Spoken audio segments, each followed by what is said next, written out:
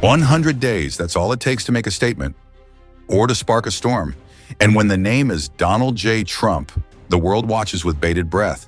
From slashing immigration numbers to igniting global trade tensions, from promises of energy reform to foreign policy stumbles, Trump's first 100 days back in the Oval Office have been nothing short of seismic. But has he built anything solid or just shaken the foundations?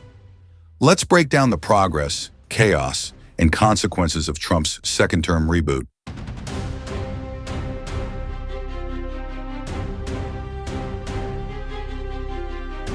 Welcome to Entertain and Educate Talks, where we break down the biggest stories with facts, balance, and a touch of curiosity. If you're new here, hit that subscribe button and join our community for weekly deep dives into the issues shaping our world. Let's get started. Let's begin with the economy, where Trump's tariffs have stolen the spotlight. On April 2nd, dubbed Liberation Day, Trump unveiled sweeping tariffs, 27% on average, with China facing a staggering 145%. His goal? Boost American manufacturing, create jobs, and cut the $1.2 trillion trade deficit. The White House claims these tariffs could generate $100 billion in revenue and add 2.8 million jobs long-term. This is Liberation Day. April 2nd, 2025 will forever be remembered as the day American industry was reborn, the day America's destiny was reclaimed, and the day that we began to make America wealthy again. But the rollout sparked chaos. Global markets tanked, with the S&P 500 dropping nearly 5% in a day. Car prices jumped by over $4,700, and the average household faces a $1,300 tax hit.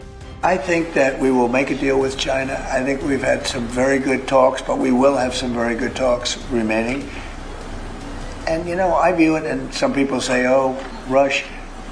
I think we have a lot of time. Retaliation came fast. China slapped 125% tariffs on U.S. goods, and Canada planned $20.7 billion in counter tariffs. Yet on April 9th, Trump reversed course, lowering most tariffs to 10% and exempting electronics like smartphones, triggering a NASDAQ rally of 12%. While supporters see a master negotiator at work, critics warn of a 45% recession risk and rising consumer prices. The verdict? Tariffs are a high-stakes gamble, potentially transformative, but costly in the short term. Next, immigration, a cornerstone of Trump's campaign. Using wartime emergency powers, he's driven border crossings to historic lows, just 7,181 in March, down from 47,324 last December. Deals with countries like El Salvador to accept deportees have tightened enforcement, earning praise from supporters who call this the most secure border ever. Pros? For his base, this is a clear win. The administration touts it as restoring law and order. Cons? Human rights groups are alarmed. Families have been separated by executive orders, legal aid curtailed, and critics argue it's a humanitarian rollback rather than a policy reform. Trump proudly claimed, "We've already solved inflation." We have to solve problems, and we already solved inflation. If you look at the numbers are incredible, actually.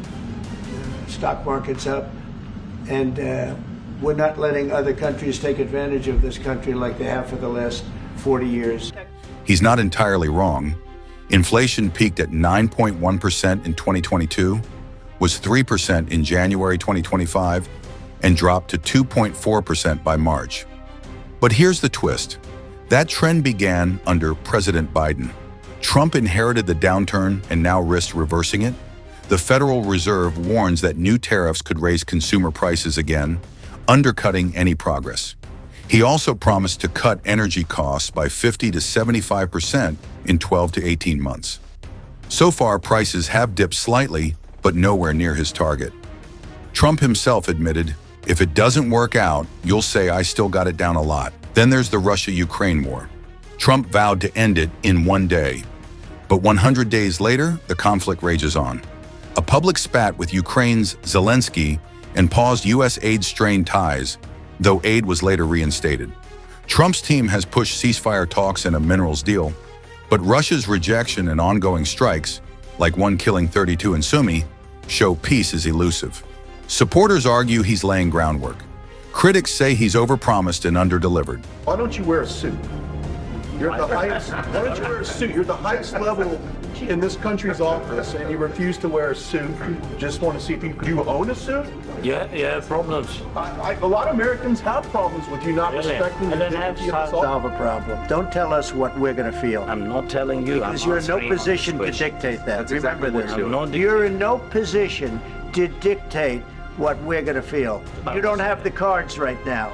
With us, you start having Not cards. playing cards. Right now, you don't. We're Yeah, you're playing serious, cards. Mr. President. You're I'm playing very cards. serious. You're I'm gambling the with the president lives in of war. millions of people. You think- You're gambling with World War III. What do you think You're about? gambling with What do you World think about? War III. Beyond these, Trump's handed Elon Musk's Doge team a mandate to cut $160 billion from the federal budget, leading to layoffs and resignations.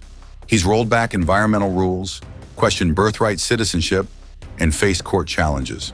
His approval rating sits at 41%, historically low, but his base remains loyal, seeing an America First warrior. Critics, though, point to rising prices, global tensions, and policy flip-flops as signs of instability. Need Greenland for national security and even international security, and we're working with everybody involved to try and get it. But we need it really for international world security, and I think we're going to get it. One way or the other, we're going to get. So, what's the takeaway? Trump's first 100 days have been a bold, divisive sprint, delivering on immigration, shaking up trade, but falling short on peace and energy promises. Whether you see a visionary or a disruptor, one thing's clear. The next 4 years will be anything but predictable. What do you think of Trump's start? Drop your thoughts in the comments, and don't forget to like and subscribe for more breakdowns like this. Until next time, stay curious and stay informed.